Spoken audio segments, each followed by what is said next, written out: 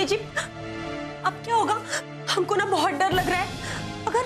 अगर उस साधुलाल ने पुलिस के 2 डंडे पट्टी सब कुछ बक दिया तब हमें ना जल्दी से घर छोड़कर कहीं दूर भाग जाना चाहिए। हाँ। अरे तारा रानी, हमें कुछ सोचने दोगे तुम? अरे अब सोचकर क्या फायदा? जब आप ये सड़ी हुई प्लानिंग कर रहे थे ना, तब क्यों नहीं कुछ सोचे थे आप? चुप, एकदम चुप। हमारी प्लानिंग एकदम ठीक थी, खराब नहीं थी। उधर आदित्य किडनैप होती और उसकी फिरौती की रकम में हम पूरी जायदाद मांग लेते। इन साला बीच में बद्रीनाथ तुमड़ी मार गया। ज्यादा पैसे हटने के चक्कर में उसने आदित्य को विदेशियों के हाथों में भेज दिया और वो विदेशी भी ऐसे निकले कि आदित्य को चलती कार से फेंक दिया। हाँ, और आदित्य भी ना ऊपर चली गई। हमारे सारे पैसे भी चले गए और मंजू दीदी, उन्होंने सरोजा को जाकर सब कुछ बक दिया। आपको ना मंजू दीदी पर भरोसा नहीं करना चाहिए था। उन्होंने सब कुछ बता दिया सरोजा को।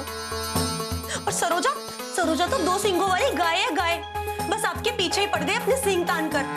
अब देखना वो पुलिस को ऐसी हूल देगी तो साधुलाल ना तोते की तरह सब कुछ बक देगा पुलिस को। तारा, तुमसे कह रहे हैं ना कि हमारी खोपड़ी और गर्म मत करो। ये तो तुम्हारा ही गला दबा देंगे हम। अच्छा ठीक है, एक बात पूछे? क्या? वो साड़ी बच्चा चुराने वाली औरत की। क्या उस साड़ी को? अरे आपने वो साड़ी सरोजा के कमरे में छुपा रखी है कब से? किस लिए? अरे तारा रानी, जब पुलिस आएगी ना और उस किडनैप करने वाली औरत की साड़ी सरोजा के कमरे से पाएगी ना, तो वही साड़ी हमें बचाएगी और इस कांड का सारा ठेकरा सरोजा के सर पे फूटेगा। समझी? अरे समझने की हमको नहीं, आपको जरूरत है। वो सरोजा है, सरोजा बहुत ही ऊंची चीज है वो। आप जिस चाल को अपना तुरुप का इक्का समझ रहे हैं ना, अगर वो दिवाली का फुसफुस बम निकला ना, तो फिर बस सरोजा हम सबकी खटिया खड़ी कर देगी।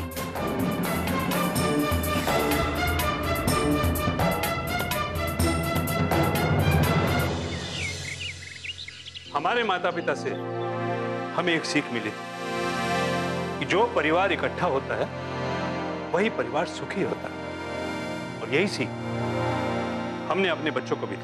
और हम शायद ये समझाना भूल गए कि इकट्ठा रहने का मतलब घर की छत और दीवारों को आपस में बांटना नहीं, बल्कि अपना जीवन और अपना प्यार एक दूसरे के साथ बांटना होता है।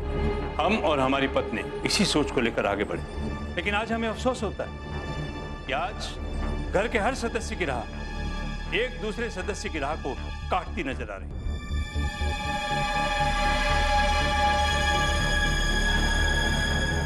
भाई साहब,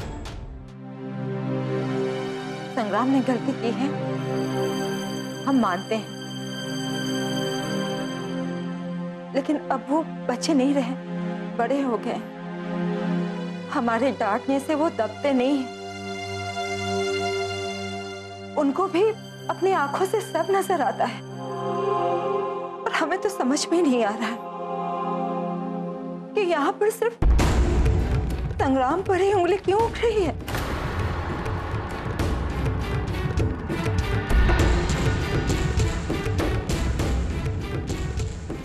उसने जो कुछ भी किया सच को बाहर लाने के लिए तो किया था ना। तना तो तना, यहाँ तो जड़ तक कीड़ा खा गया।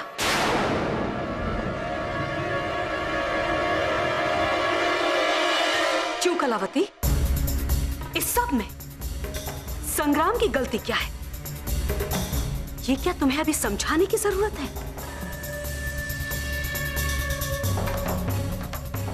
सच की मशाल ऐसी थामी कि घर को ही आग लगा दी। क्यों कलावती, रातों रात ये सच की लगन कैसे जागी तुम में? पहले तो कभी नहीं देखी तुम्हारे अंदर ये लगन हमने। हम बताते हैं, हम हर बात को शांति से टाले जा रहे हैं। तो क्या लगता है तुम सबको? तुम सब बहुत सयाने और मूर्ख हो गए अब। अगर ऐसा लगता है तुम्हें तो बहुत बड़ी गलतफहमी है तुम्हारी। तुम्हारी चालाकी की एक एक पोथी है हमारे पास। बताएं क्या? पोस्ट-इट। चालाकी से तुमने चाय गिराई, तारा बहू से? जरा आकर पूछ दो। अब तुम दोनों की इशारेबाजी देखा था हमने।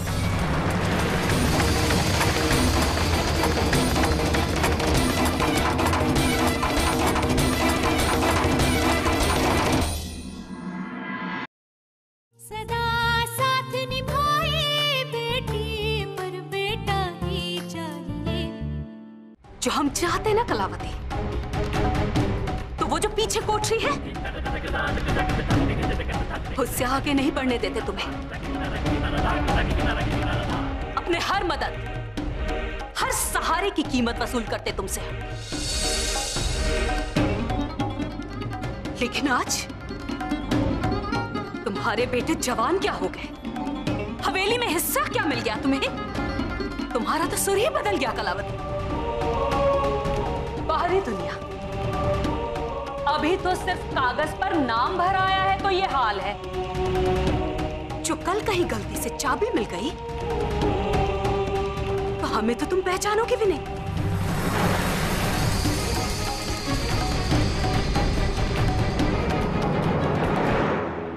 हम क्या करें?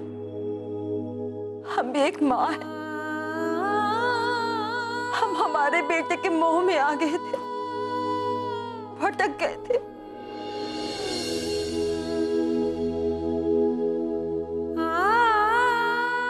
लेकिन इस सब की जिम्मेदार तारा बहू है, जो दिन रात किच किच करती रहती थी हमारे सामने।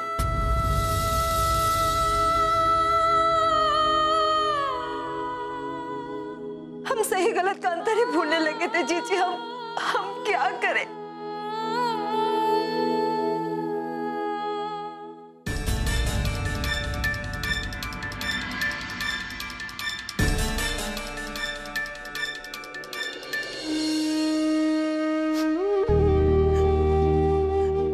असली काम तो माई करती है और सभी उन्हीं के कहने से सारा काम हुआ। लेकिन मौका मिलते हमें बलि का बकरा बना दिया। अब हम यहाँ 1 मिनट भी नहीं रहेंगे, बस।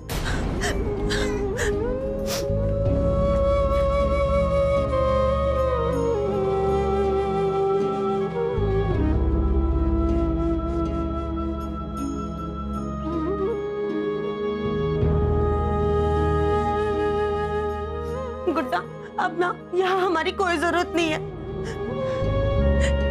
हम है ना अपने पिताजी के घर जा रहे हैं। यहाँ ना किसी को भी हमारी कोई जरूरत नहीं है। हमने तुमसे कहा था ना, हम तुम्हें राजकुमार बनाएंगे। हम तुम्हें राजकुमार जरूर बनाएंगे, लेकिन यहाँ नहीं। चलो हमारे साथ। तुम्हारे पापा को भी हमारी कोई जरूरत नहीं है गुड्डा।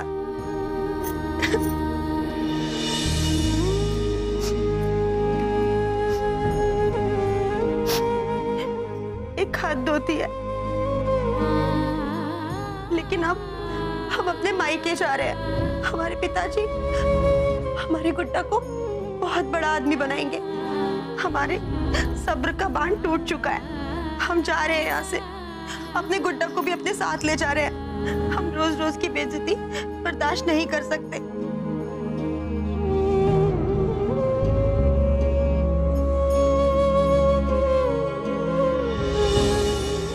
तारा, ये क्या कर रही हो तुम? छोड़ो इसे। बैठो।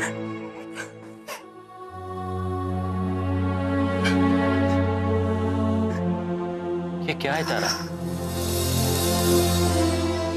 तारा, माई कहती है उजाले से पहले सबसे ज्यादा अंधेरा होता है। तुम जो सपना लेकर इस घर में आई हो ना, हम तुमसे वादा करते हैं हम वो सब पूरा करेंगे और अपने गुड्डे को राजकुमार बनाएंगे। और आज जो कुछ भी हुआ सब इसी के लिए तो हुआ ना। और हमें जब तुम्हारी सबसे ज्यादा जरूरत है तो तुम भी हमें छोड़ के जा रही हो अकेला। क्यों? कोई बात नहीं कलावती, तुम्ही ने तो कहा ना अभी बच्चे बड़े हो गए। शायद यही दिन देखने के लिए हमने और प्रमुख जी ने बलि और संग्राम को पाल पोस कर बड़ा किया। हमें माफ कर दीजिए। आप लोगों के सिवा हमारे और है कौन? आपकी ये बेरुखी हमसे नहीं देखी जाएगी जीजी। हमें माफ कर दीजिए। हमें माफ कर दीजिए।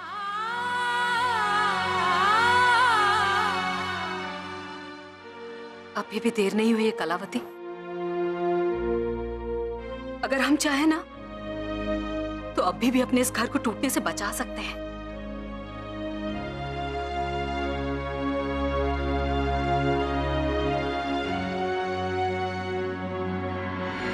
जो बीत गया उसे भूलकर एक नई शुरुआत करने का मौका अभी भी है हमारे पास। जी भाई साहब।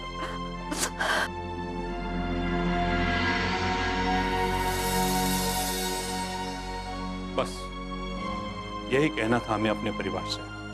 जी प्रमुख जी, और हम भी पूरे परिवार से यही कहना चाहते हैं कि अगर हमारी आदित्रि वापस आ जाती तो उसे उतना ही प्यार करेंगे हम जितना अपने पोते को करते हैं।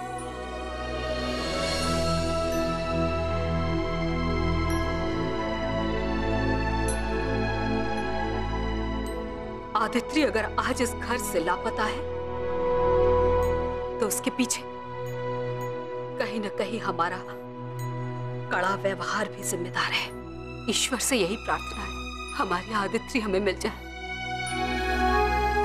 वो सही सलामत वापस लौटा है। बस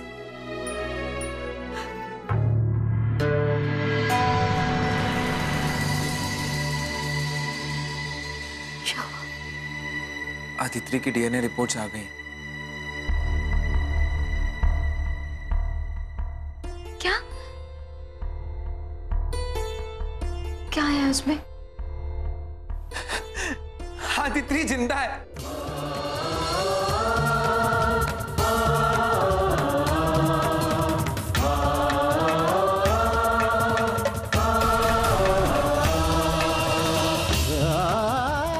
हाँ सरोजा जी, हमारी आदित्रि जिंदा है। वो बच्ची आदित्रि नहीं थी।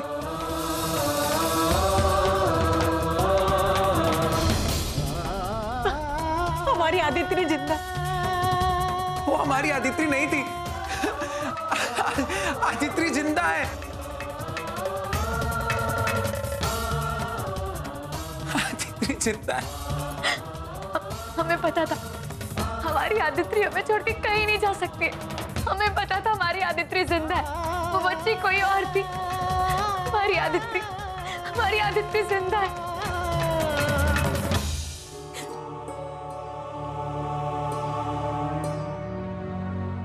चमत्कार कर दी, वरना श्राप के बोझ तले चैन से मर भी न पाते हम। बस बस, एक बहुत बड़ी लड़ाई हमने जीत ली, लेकिन अभी भी एक बड़ा संघर्ष बाकी है। मिसेस प्रमुख जी, हमें अपनी आदित्रि को खोजना है। हाँ इंस्पेक्टर, वो साधुलाल ने कुछ बताया? साधुलाल झूठा निकला। ना उसका परिवार है ना उसके बीवी बच्चे। शायद उसकी आइडेंटिटी ही झूठी हो। खैर, हमें उसकी पहचान से क्या लेना देना? उसने हमारी पोती के बारे में कुछ बताया कि नहीं? आदित्रि से जुड़ी हुई कोई भी बात हम उससे पता नहीं लगा पाए हैं। हमें लगता है कि आदित्रि का अपहरण शायद फिरौती के लिए हुआ है। लेकिन इंस्पेक्टर साहब, अगर ऐसा कुछ है तो अभी तक किडनैपर्स का फोन आ जाना चाहिए था हमारे पास, पर अभी तक तो ऐसा कुछ भी नहीं हुआ।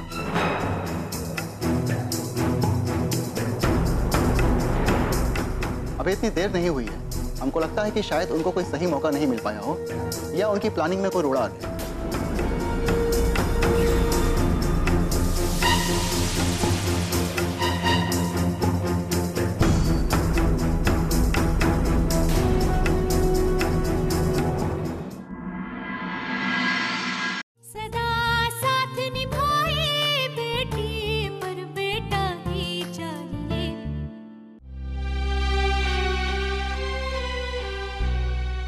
गोपाल,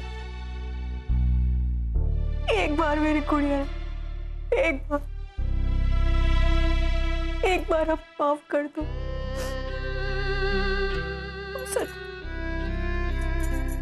सच में हम अपने प्रायश्चित करते, हमसे बहुत बड़ी गलती हो गई है। हम बहुत प्यार करते हैं तुमसे, बहुत प्यार। वापस आ जाओ मेरी गुड़िया।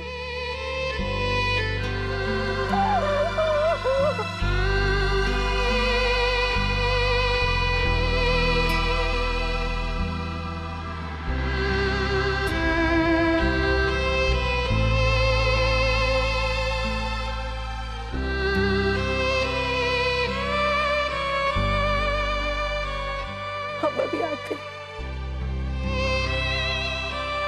रुक जाओ मंजू।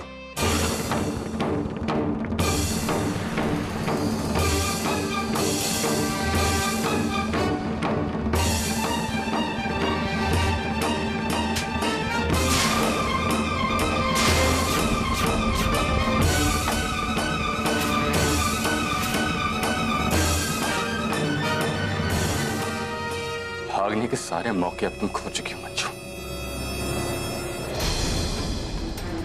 बचपन में मैंने एक कहानी सुनी थी चुड़ैल की, और उस कहानी में भी वो चुड़ैल 7 घर छोड़कर वार करती थी। लेकिन तुम ना तो इंसान कहलाने लायक हो, ना ही जानवर, ना ही चुड़ैल। अरे जानवरों के अंदर भी थोड़ी ममता होती है, हैवान भी अपने बच्चों को बचाते हैं, लेकिन तुम्हारे लिए तो मेरे पास कोई शब्द ही नहीं बचे मंजू। जो औरत अपने ही हाथों से अपने बच्चे को मौत के मुंह में ढकेल दे, उसे मैं क्या कहूं? आप हमारा भरोसा कीजिए, हमने कुछ नहीं किया। अच्छा, तो तुमने कुछ नहीं किया तो सरोजा ने तुम्हारा नाम सबके सामने यूं ही ले लिया? सुनो, उसको ना तुम्हारी तरह झूठ बोलना नहीं आता, समझे? और अगर मैं चाहूं ना तो सब कुछ उससे अभी पूछ सकता हूं। मुझे सब कुछ तुमसे जानना है, अपनी बीवी से, अपने बच्चे की सो कॉल्ड मां से। जानू तो सही, जिस औरत के साथ में इतने दिनों से रह रहा था उसे कितना कम जान सका हूं मैं। बोलो मंजू, मुझे अपनी असलियत बताओ, वरना आज मैं कुछ भी कर जाऊंगा। बोलो बोलो मंजू, कौन हो तुम? मैं इस घर में चिंता नहीं देख सकता मंजू, तुम्हें इस घर में जीने का कोई हक नहीं है। अब दबा दीजिए हमारे गले, हम नहीं जीना चाहते, हम मरना चाहते। तो ठीक है मंजू, आज तुम्हारी ये हसरत में जरूर पूरी कर दूंगा, सच में।